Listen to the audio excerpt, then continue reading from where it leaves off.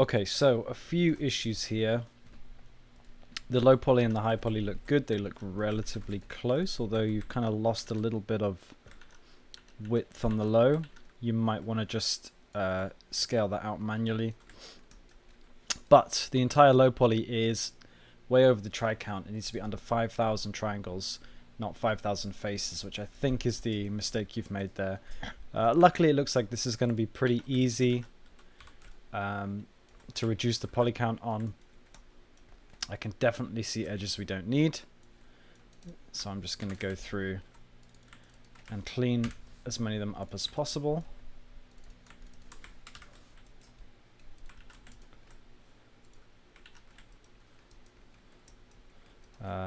These gemstones are going to be the biggest one. We can be quite brutal with these, so something like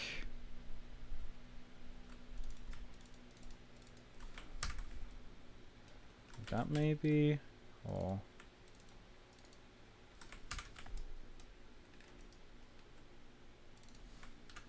definitely think you can lose that extra edge. To be honest, you can probably even lose one of these edges and bake that little bump on, but we'll see if we need to.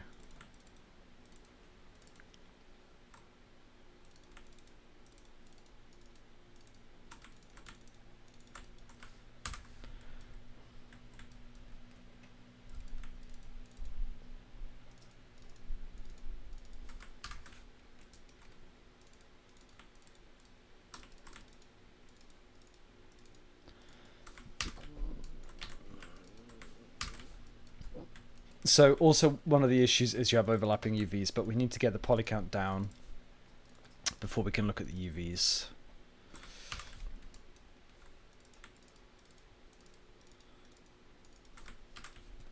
Obviously these aren't quite symmetrical the way we're doing it, but it shouldn't matter because the curvature that we've defined, or that you've defined in your high poly, is hopefully what we're going to see on here after the bake. Let's see how we're doing. Getting down slowly, slowly. Speed through this.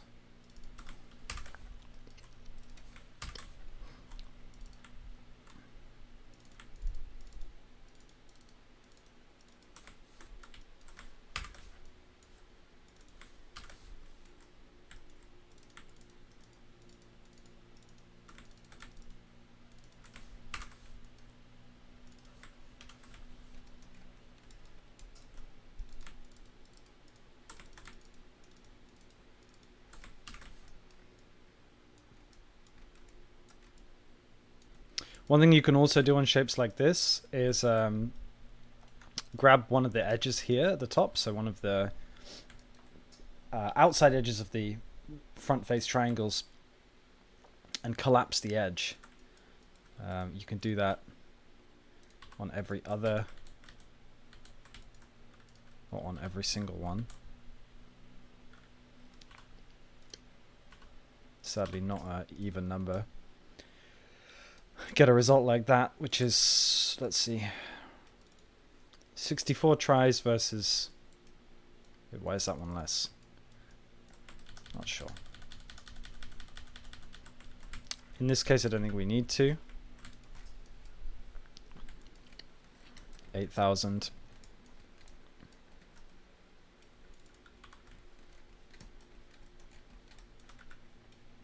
Definitely very dense down here.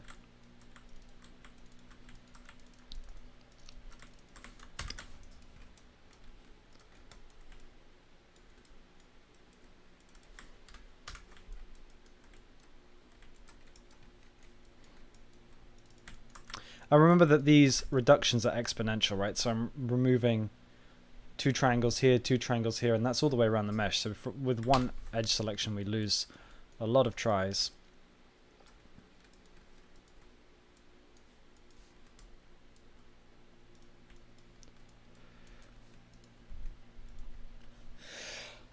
Excuse me.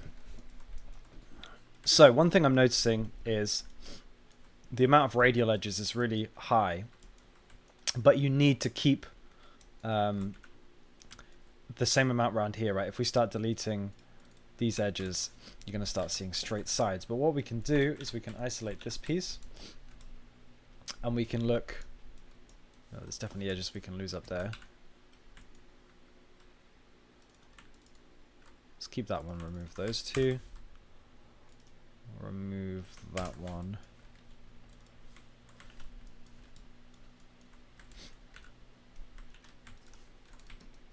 So, I'd like to delete, you know, every other one of these edges, but stopping at the bottom. Well, how can we do that? Well, we can select the edges between.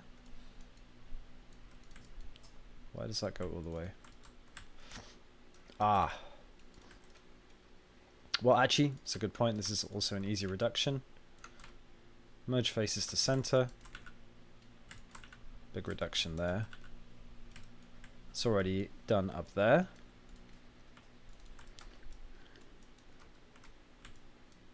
And we can decide where we want to do the merge. Like, we could just do everything apart from the end. That looks pretty good. Let's do that. So I'm going to go around and select every other of these edge rings. This is an edge ring. Click on one. Shift click, shift double click on the next one. Shift click, shift double click, shift click, shift double click. All the way around.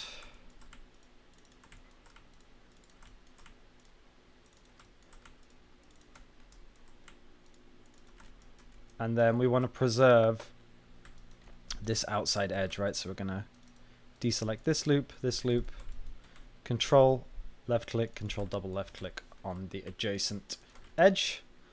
Shift right click, collapse edges.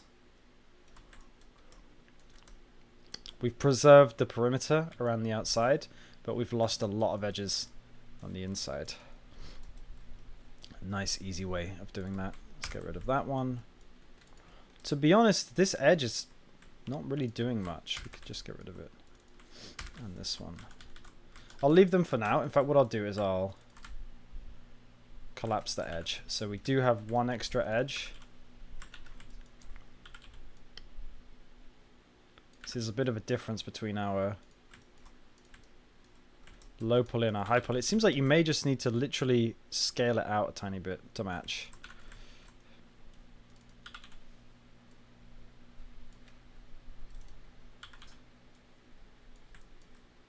Something like that. Obviously, this is all stuff you can test at the baking stage. 6,000 tries. We're doing much better. We're almost there. Definitely can get rid of some of these. Probably both of those. Even that one. See how the silhouette barely changed? So now there are... Ooh, yeah, look at all this density. Go, go.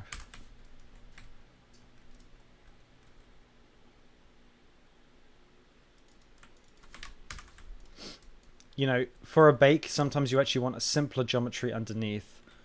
You're just going to print that normal detail on.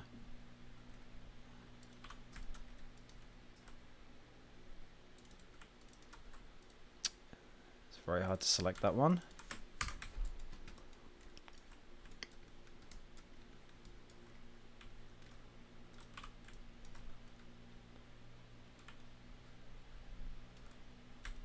Just trying to zoom in. Come on, there we go.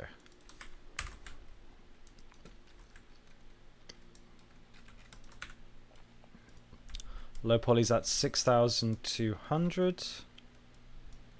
These gems are looking much more optimal than the ones up top. We can still remove all these.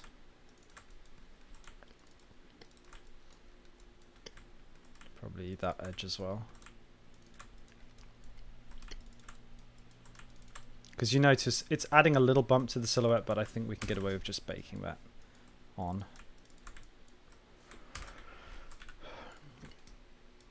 $6,000. Getting there, getting there, getting there.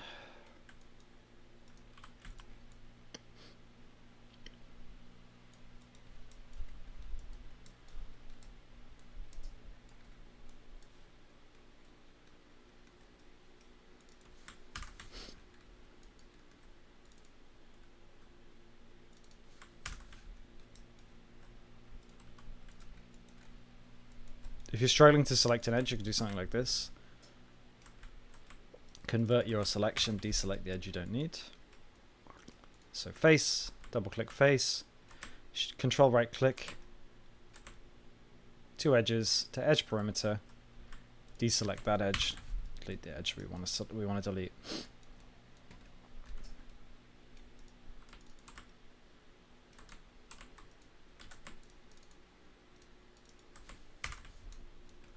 See that edge in there is so small. It's barely even noticeable when it's gone.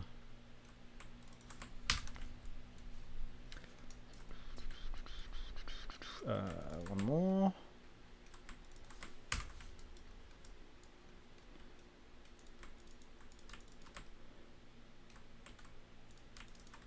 I'm misclicking. I'm rusty from modeling.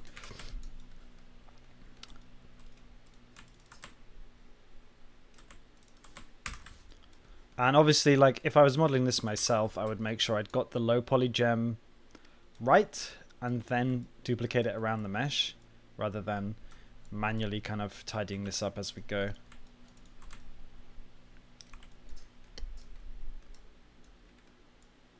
To be honest, now I'm looking at it, I don't think we even need these.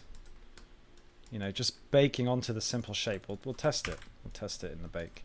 Obviously, I have the old version if I need to revert and add more detail to the gems, but I think this should bake fine.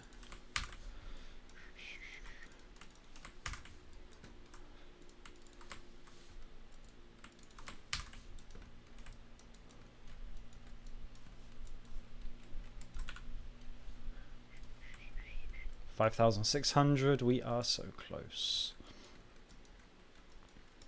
One thing I have noticed that's a problem is these gemstone holders, we can see inside them, right? So it's meant to be a missing gem here, which is a nice touch.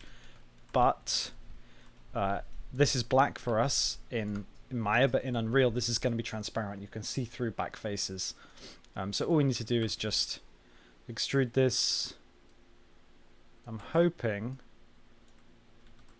Yeah, if we extrude, but then we don't do anything, then we go to tool settings on the move tool, set our axis orientation to component, you'll notice that the axis aligns with this ring because it's recognizing that this ring is flat on one axis, right? So now we can just manually move that inside.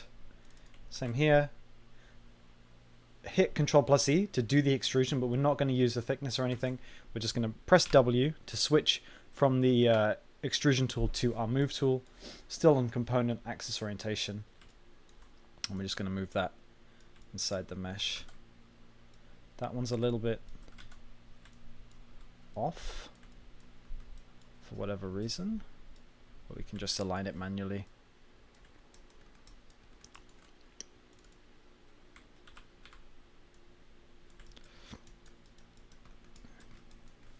I think that's all the empty holders, yeah. So we need to lose around 700 polygons. I believe we can do that.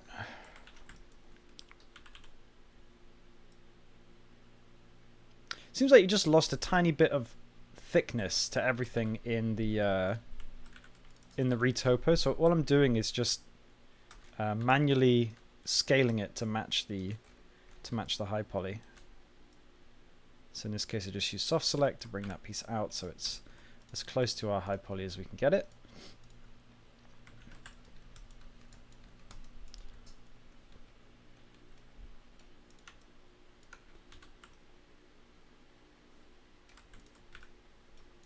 I'm going to save a few polygons here with this little trick.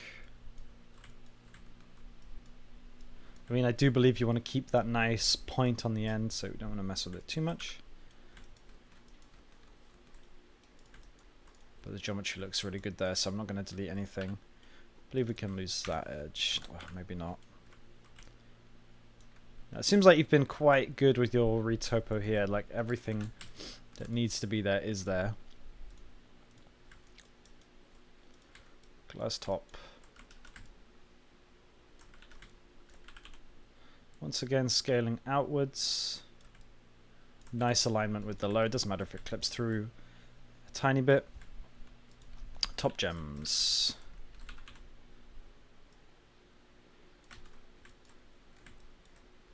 They seem fine. Base low. Okay.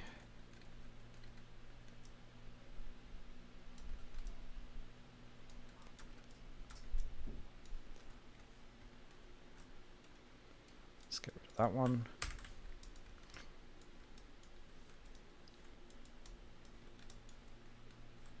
I'm gonna merge these. So merge collapse edge. And the same here. So we still have a nice curvature, but just a few less edges.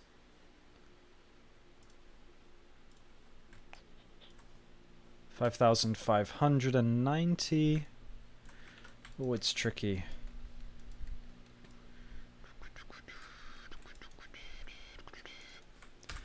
I'm going to reduce detail in this part because I think we're going to get a nice bake.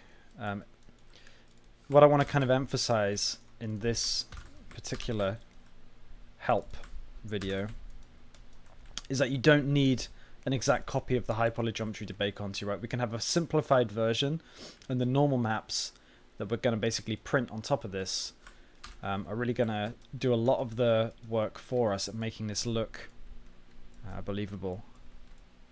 And actually often you get a better bake if you are baking onto simpler geometry.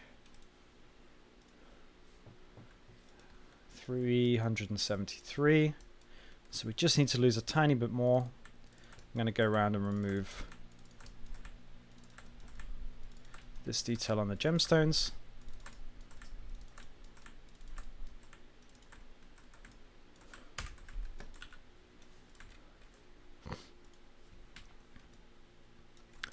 Oh, just 200 polys to go. We are so nearly there.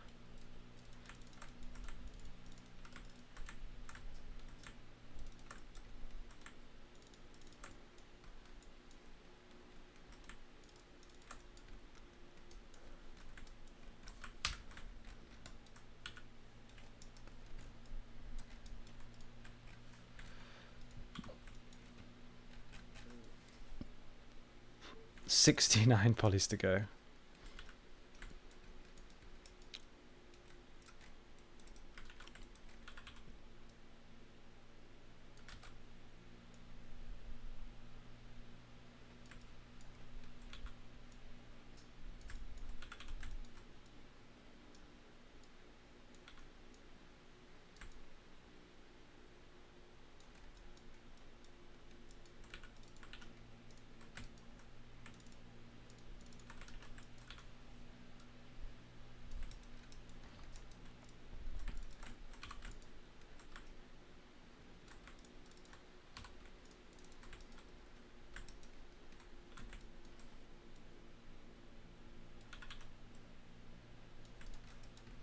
Just manually aligning.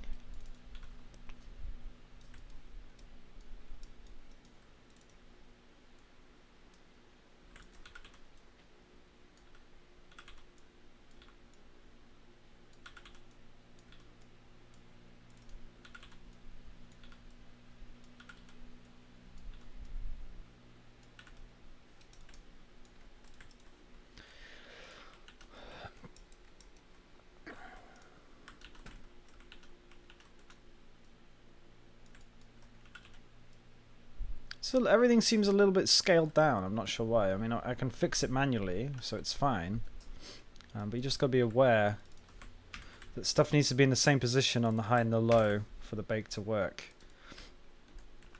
Like the baker, it just works by comparing the two models, the high poly model and the low poly model. So if there's too big of a gap, it's not going to work.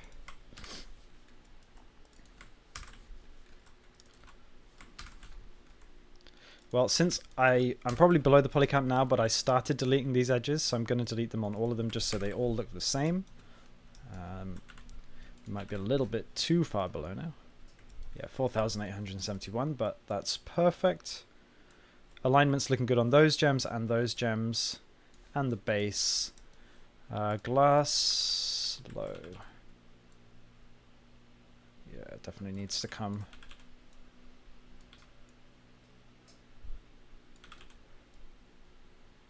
a tiny bit.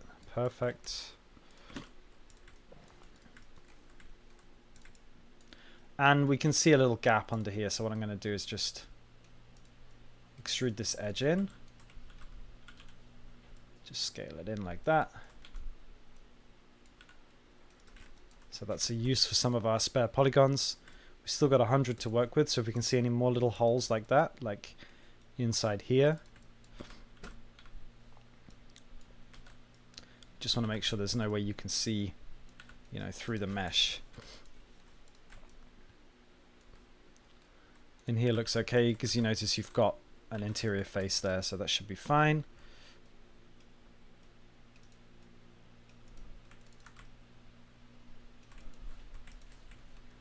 Just grew the selection to grab all the bottom faces easily. Bringing that down. Oh, I see your meshes below the grid for some reason. Okay. So we are at under the 5k triangle count. Nice and easy. We need to sort the UVs now. Now my UV window is on the other monitor. Let me just bring it back to its default position here. Drop this in the toolkit there. In the toolkit, please. There we go. So first things first. Mostly it's looking good. Like you've clearly made a start on the UVs, but a lot of stuff isn't UV'd. I'm going to just start again, just for clarity's sake. So new camera.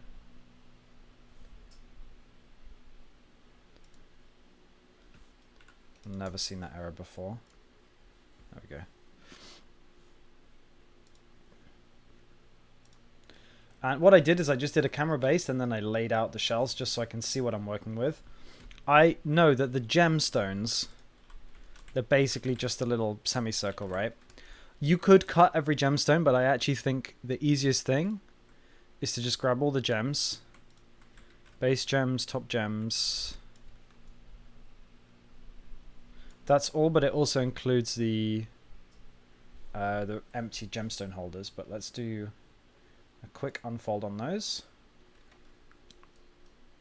They shouldn't need any cuts. So the ones we do need to worry about are the gemstone holders, which do need a cut. So that's, as you can see, laying them out like this, it's an easy way to access them. If you turn on stretching mode, you can see they are a bit crushed in the middle and stretched out at the sides, but I think that's actually preferable and cheaper to having a cut going down them. So then all I'm going to do is make one cut on every single one of the rings, which are the empty gemstone holders. I'm going to grab all of these faces, unfold, orient shells, layout. So there's the gemstones done. I'm going to move them out of the UV window and we'll come back to them later. Metal top. Once again, this could basically just be laid out. If I unfold this, it's just laid it flat. There's going to be a tiny bit of stretching, but that's absolutely acceptable, so that one's fine.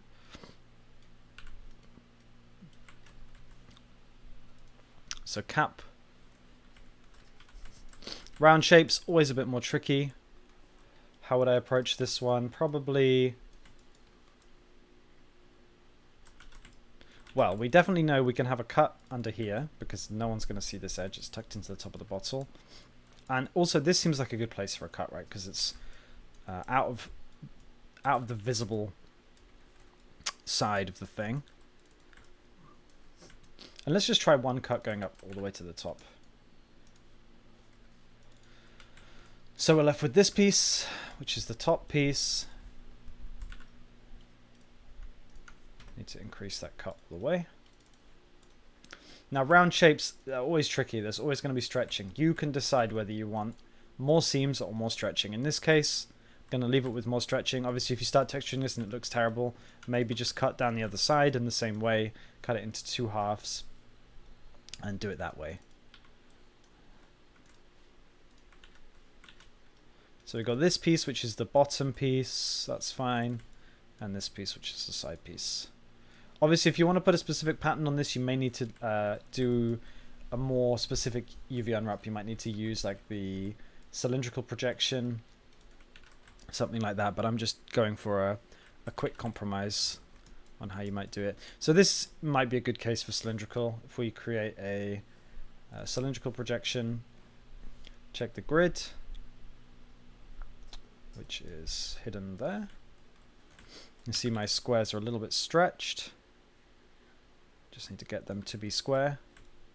And then obviously this top part, we don't want that in the cylindrical projection because it's vertical. So I'll just cut this edge off, grab these faces, create camera based, unfold. We have a little ring. So we have one ring and one nice square strip. So take those away to the side. Gems are done.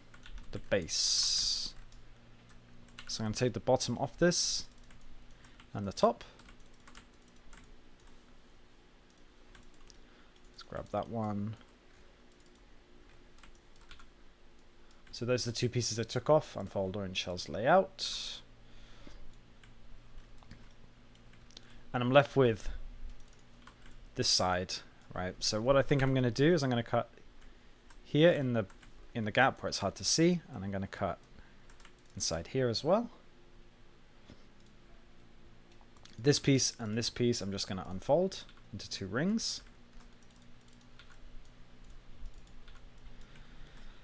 And this piece I'm going to do a quick cylindrical projection on. Turn on the grid view.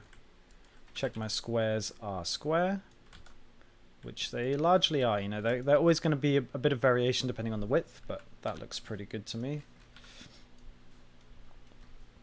Glass low. We can save some polygons here. I'll probably just leave it how it is.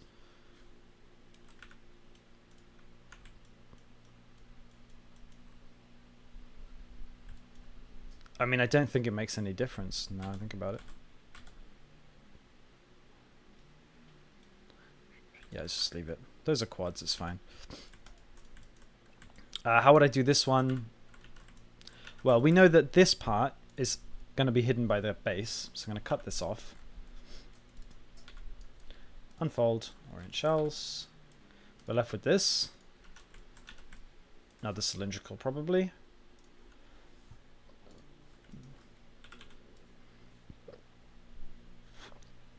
There's going to be a little stretching at the bottom and the top, but you know, round shapes always there's going to be some issues. Gems are done. Metal top. We already laid this one out. So here's my low poly. Now that's a layout, but obviously you're going to have multiple materials on this. You've got one material, or you should have one material for your glass and one material for your opaque stuff. The problem you had is that all your UVs were overlapping, right? This is the UV space that Substance is using. Everything has to be separate on here. So if you look at this layout, nothing's overlapping each other. But what we can do is overlap one material with another. I'm just going to check. Yeah, you only have one material. So what I'm going to do is I'm going to assign to the everything apart from the glass. I'm going to assign a new material. It's going to be called Lambert by default, and I'm going to call it opaque. And I'm just naming it because it's going to show in our material slot the name in Painter, which is going to make things easier. I'm just making it a slightly different color so I can see. And then all the glass, I don't actually know what your design looks like. I don't know what color this is going to be, but I'm going to assign a new material, another Lambert. This is called Lambert 3 by default. I'm going to make it a new color. It's blue-ish. And I'm going to call it glass. So now I have two materials. The stuff that's on each material can overlap because every material uses a different 0 to 1 UV space. So let's grab the glass. And we're just going to hit UV toolkit, layout. In this case, you can see we're wasting a lot of space because this shell is really, really big. So what we're going to do is cut it in half. Is that half? Edges, wait, we need to do 16 edges, so we need 8. 1, 2, 3, 4, 5, 6, 7, 8. Okay. Cut that one. There we go. That's a better layout. It's not perfect. You could still maybe optimize it a bit more to use up more of this space. And then we're going to grab everything else. Layout. Now that's pretty good. Once again, it could be a tiny bit better to save a little bit more space, but the way it is fine. I'm going to grab both low and high. I'm going to move the pivot point down to the very bottom. And I'm going to move everything up. Oops.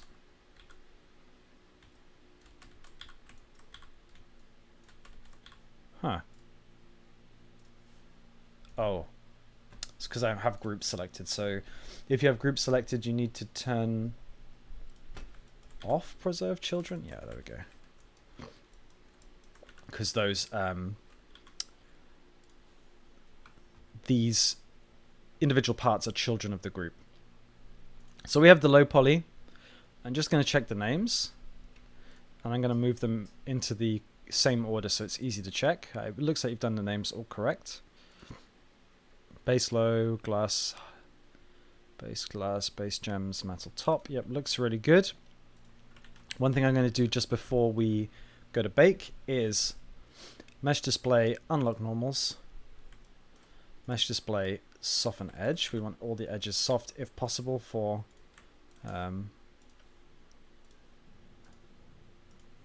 it didn't seem like it worked when I had the group selected, so I did it by individual mesh. You'll notice maybe the shading looks a bit weird in the Maya viewport, but that's fine for the bake.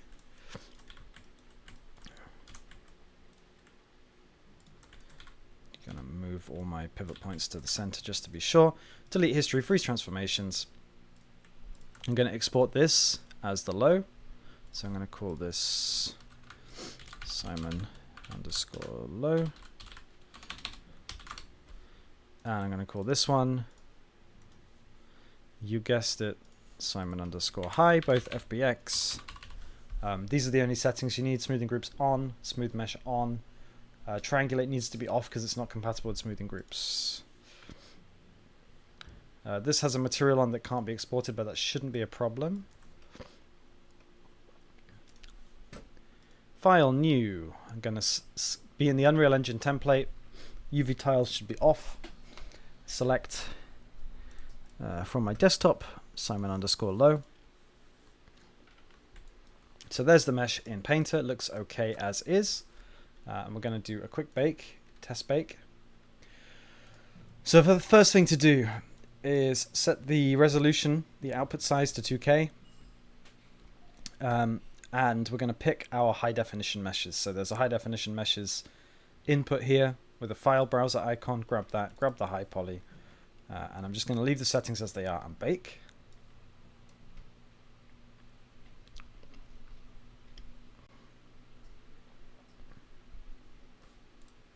So as you can see, it's looking pretty good, but we've got a lot of aliasing there, a few little baking errors. What we're seeing here is a baking error, basically, right? So if I grab a red color and just make it more clear, this is the edge. Excuse me. Oh, it's a different material.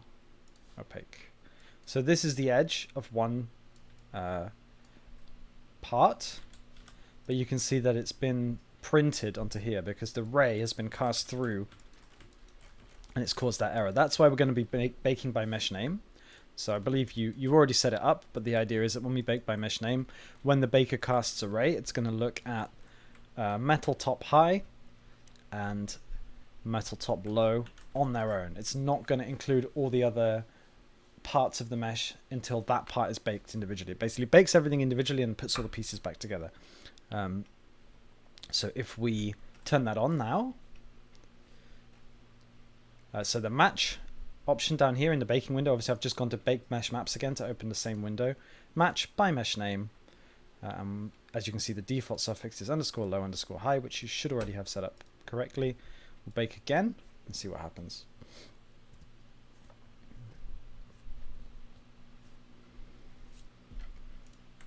So now you can see we no longer have those errors there. I'm going to remove my paint layer. We just have a little bit of aliasing, aka pixelation, and maybe a few little errors which we can fix by increasing our high and low distances. So if I go to big mesh maps again, max frontal distance and max rear distance, this is basically how big the cage around the mesh from which the rays get fired is. So I normally start this at like 0.02 for something this size. This is kind of like percentage plus percentage of the size of the mesh. So this is going to be 0.02% bigger. So 100 and 0.02%, if that makes sense. And we turn on some anti-aliasing. Obviously, anti-aliasing makes the bake take longer, but it reduces the pixelation on diagonal edges. I'm just going to put it up to 4x now and see how it goes.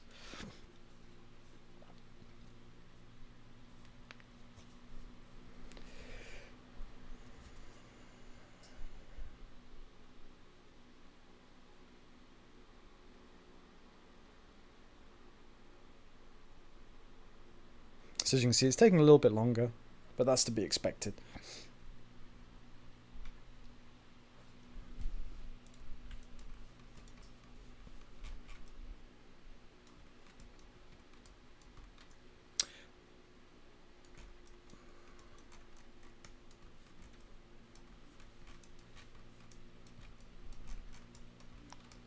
Now, one thing I'm noticing is that it's going to be very hard to paint, you know, your whatever material you want on the metal versus the material you want on the glass. If I use a malachite as an example, you know, you don't want to be, we could use maybe fill by,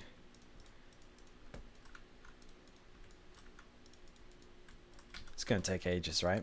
So what we might want to do is make an ID map for these, which will be a quick thing to do. If we go back to our high poly, ID maps are basically colors on the high poly. Actually, I say it would be a quick thing to do. It's actually going to take longer. But if you wanted to, you could assign the gemstone part. So maybe you would select it like this. Even so, it's going to take a while. You would assign this one material, different color, and then the ID map would let you pick from it. Either way, however you approach it, the baker's worked there. There's a few little errors, but to be honest, it doesn't have to be 100% perfect. Especially if you add I know what reference you use, so presumably you're going to be going for a kind of slightly old, you know, worn looking material. It should look okay on the even on some dented kind of edges. But yeah, hopefully that was helpful. Run through how to reduce the poly count, run through how to do the UVs and how to bake. The main takeaway is that your UVs all need to be in the 0 to 1, or they don't actually have to be, but this UDIM is just going to be the same UDIM for games. Whatever grid square you put it in, it's going to be here. This is just a copy of here. You notice if well, it's not going to show, but if I was to move this to the same position in this grid, it's not going to make any difference. The game engine only reads one UDIM, so stuff can't overlap. You've got to scale it down. And I would just use the automatic layout for that. As you can see in this case, we've laid out the glass on one and everything else on the other. Hopefully that's helpful. Let me know if you have any more problems with it.